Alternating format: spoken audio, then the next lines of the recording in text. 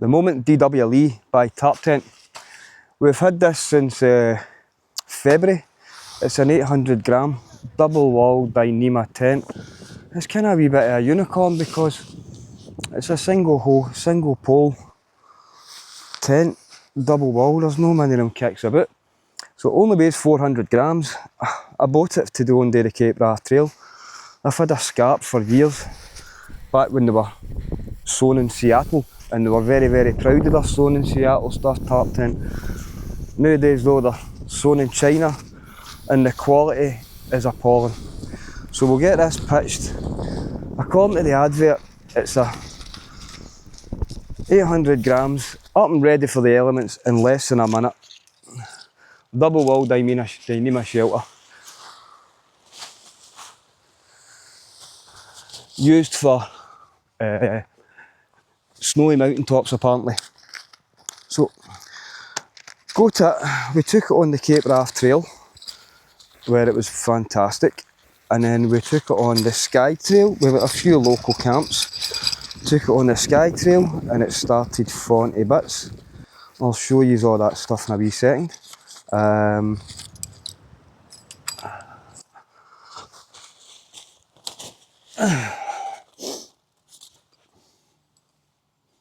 As you see, it goes up really, really fast. The advert states it's up and ready for the elements in just 2 stakes in under a minute. Now, as you and I and all experienced campers know, there's no way a 4-season mountain tent is going to be up with 2 stakes. 2 stakes isn't going to hold up a mountain tent. So, now this arch pole thing, the sleeve for the arch pole is fantastic. Look at that. It just flows through it. So there's some really good stuff about this tent, and there's some really, really, really awful bad quality issues, which we'll get to. Now the problem with the quality issues is Henry Shires at Tarptent refuses to recognise the quality issues, and what he does, he skews your social media and pictures and try to find ways to say that you've pitched the tent improperly. So we've been fighting and arguing with Henry Shires about this for a while now. But we'll get the tent up and we'll go into detail on some of the stuff and what makes this tent complete false advertising. Inside the Tarptent Moment DW, this space is not at a premium. This is a regular wide mat. So what, 64 centimetres or something like that? Here, we'll get into the intricacies of it. It looks a decent looking tent. You think, that's no bad looking. Aye. But that's where it ends, because we have got major issues with it. There's decent space inside it. I'll pop a video of I set up with all my camping stuff inside, with all my sleeping stuff inside it as well. Plenty of space in it. It's 110 wide, and just 110 wide at its widest part, and just about a metre high at where your heat is. So there's space inside it. And as you see, there's plenty of space down either side of it. And if we've got that in,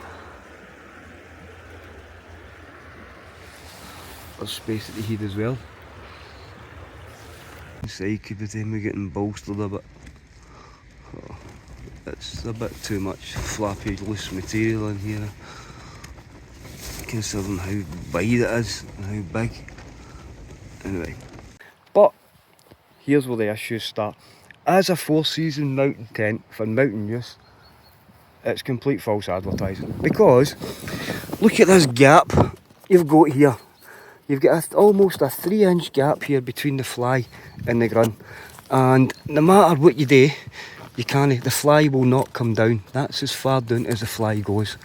So for a 4-season tent, that's appalling. That's absolutely appalling for a 4-season tent, eh? What else have we got? So we took it in the Cape Wrath Trail. It was fantastic. I mean, look at the gap under here. look at that. For a 4-season tent. Now, it only comes with 2 stakes. Obviously it needs 4. At least you need to guy out the arch pole, because that ain't standing up in the wind. So there's where the good thing.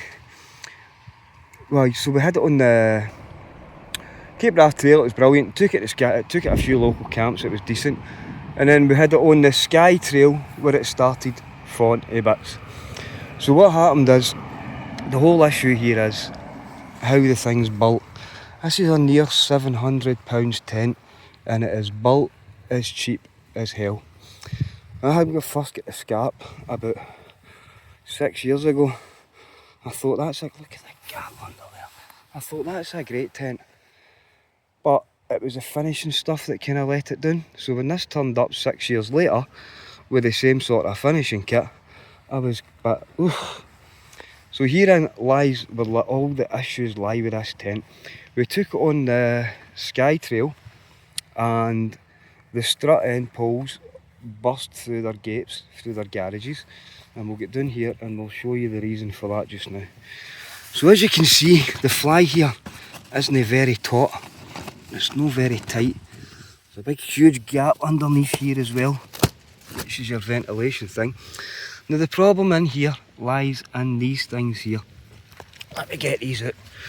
Let me get these out to be sure. The whole fly is secured with this wee bit of ribbon here. Look at it, look how thin it is. And what does that holds the tension on the fly and rams your strut pole up into the strut garage here. Look. There isn't much ribbon there, and once the ribbon goes in inside the buckle, you've got a hard time getting it back out again. So we've got the ribbon in the buckle, right? Tension the fly down. So what happens is, the more you tension, the more you tension down the fly, the more it forces the struts into the wee garage at the top here. Now, the garage for the struts at the top here is just a simple bit of fabric. Look, now I'll put on this. This has already been replaced by Henry Shires at Tarptent. He took one look at the photos of this and said, send that back to us. So there's no structure here, there's nothing rigid here. It's just 2 struts and a bit of material folded there, and then you pull the tension down on top of that. You pull that guy line down on it. It's just, so what happens is the wind flicks that, guy line's gone, catches that, starts knocking that round there, and the struts are off. They're everywhere. So this is what happened to me on the Skye Trail, and the strut burst through its garage. Sent the photos to Henry Shires at Tarptent. He took one look at it and says, oh, we better send that in, as we need to get that repaired. I thought, that's alright. Sent it back to him, and it came back, and he replaced only one end of the strut garage burst through, but he replaced both ends of the strut garage with this kind of ripstop, grid stop, or whatever it's called. And look, even if you look at that, the stitching's starting to come off on that as well now. It's ridiculous, and then, so he sent it back with the new stuff on it, and it changed. Down here, as you'll see on the pictures I put in, there was a bar tack stitch on here which was way too heavy for the fabric, so it's burst all the fabric, and he's replaced the bar tack stitch with a straight through stitch, and reinforced these bits here. He done that at both ends of the tent as well, when only one end was affected. That was the wind, it was the side that was into the wind, obviously. So if you look at this, winter, 4-season winter tent, come on, right? So when that came back from Tarptent, I put it up in the back garden to pitch it and have a look at it. We attached a guy line to this, and this pulled right off. I say, that's no good.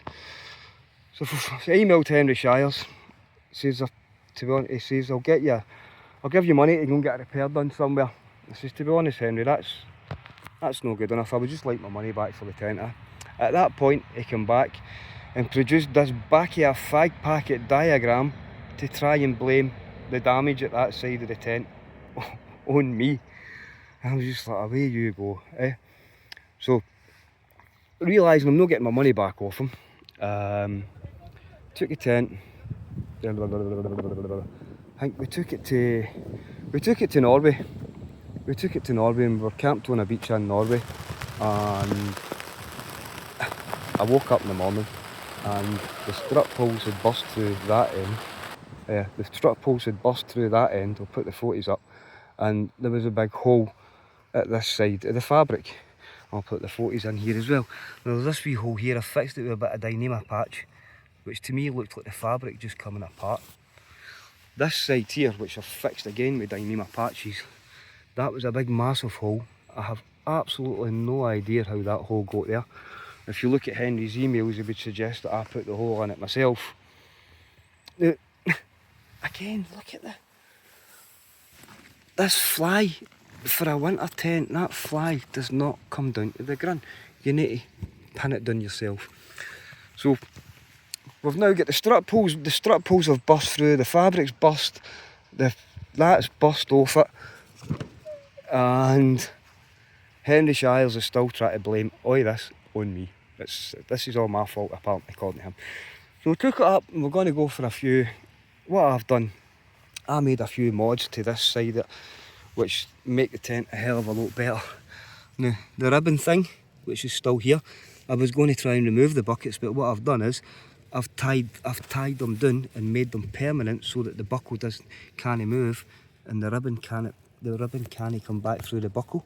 I've got some tie on there and a cable tie holding it down. I might find a more permanent solution. I've got some sticky patches and I put a bit of bungee holding the two sides of the fly, which gives you a bit more structure. And in here, I simply got a bit of see-through plastic tubing, popped it through the garage, seeing as it's the one continuous piece of material, and that holds the struts in place a hell of a lot better. 2 seconds. So that holds the struts in place a hell of a lot better. If you can look at this side, this is how you do it. What you do is, you can see clearly why the bar tack stitch burst. That's going to burst again, because you pull tension back on the fly here. So you're pulling the fly. So what Henry Shires will try and tell you is, when he looked at these 40s of Norway, I had wrapped the guy line around the strut pole and the buckle so that it pulled the strut and the fly and the buckle all as one piece together, rather than just pulling the tension on that and it just pulling the fly, which is why it bloody burst. If you look at that end of that tent, that's a hell of a lot better than Henry Shires' end. But who am I? So with that in mind, we took it up to the north of Scotland the other day, and we're going to go for a few summit camps.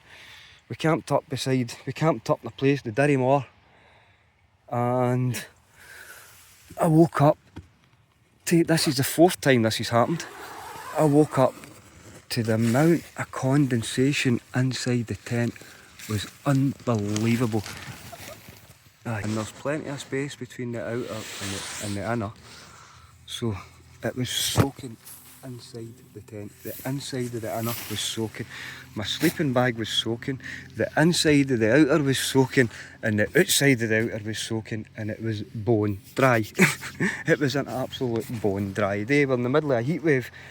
This is what I mean about this tent. It's designed as a snowy mountaintop tent. It used to say Scottish mountaintops. A word with Henry Shires in August there, and they soon removed the word Scotland for it. We noticed this. Here's another part that's now broke. Look at this. This is a zip. Look. So this is obviously, this is where the guy line goes onto that, and it's now a hole. Look, the zip, the stitching, it's some sort of glue. Look, I can put my finger right through that. That's appalling. That's the zip is bursting off this tent already, and that is not just at one side. This is at both sides of the tent. This is what you're buying when you're buying a tarp tent. Made in China. You used to get, look, you can see it here, starting to burst through here as well. Quite obviously, look, it's burst. As you can see it, I can get my finger through there almost. Again, I wonder what Henry Shires would find to blame me for that. So that's your Tarptent Moment DW Li by Henry Shires. An almost £700 premium product, which is utter crap. Looking at it like that, it looks great, but when you look at the quality of it, it's appalling.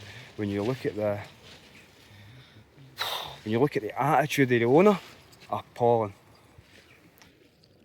So I'm not the first person to have quality issues with Tarptents lately. There's been quite a few people in the UK, and that's the thing. If your tent goes wrong, which is what mine has done on several times now, you can't just go into the factory because there's no way you're getting your money back. When you've got a company owner like Henry Shires that makes all the decisions and refuses to accept that his tent is rubbish.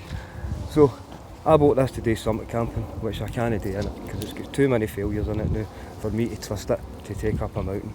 I think the only thing that's left for me to do with this is to chop it up into dry bags and dry sacks.